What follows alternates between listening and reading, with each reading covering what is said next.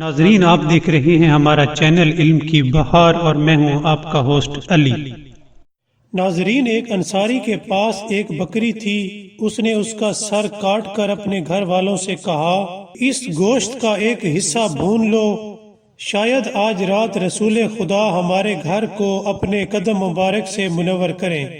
یہ کہہ کر وہ خود مسجد میں چلا گیا۔ اس انصاری کے دو بیٹے تھے۔ انہوں نے اپنے باپ کو بکری کو ذبح کرتے ہوئے دیکھا۔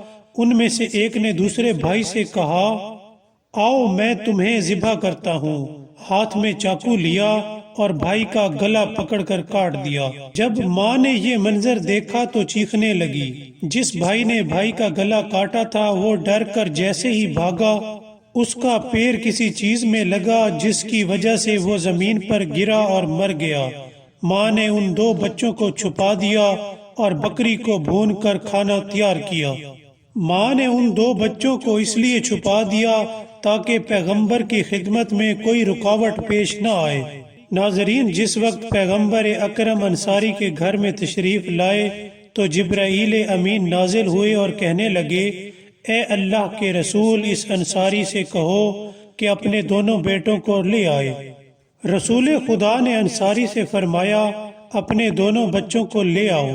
وہ اپنے بچوں کی تلاش میں زوجہ سے پوچھنے لگا کہ بچے کہاں ہیں؟ زوجہ نے کہا کہ نہ جانے کہاں چلے گئے۔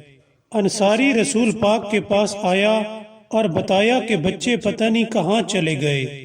پیغمبر نے فرمایا، جب تک بچے نہیں آ جاتے میں کھانا نہیں کھاؤں گا۔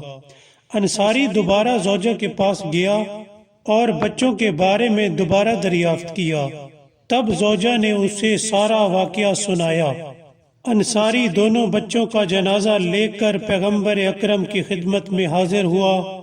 تب رسول خدا نے ان دو بچوں کے لیے دعا کی اور دونوں بچے زندہ ہو گئے۔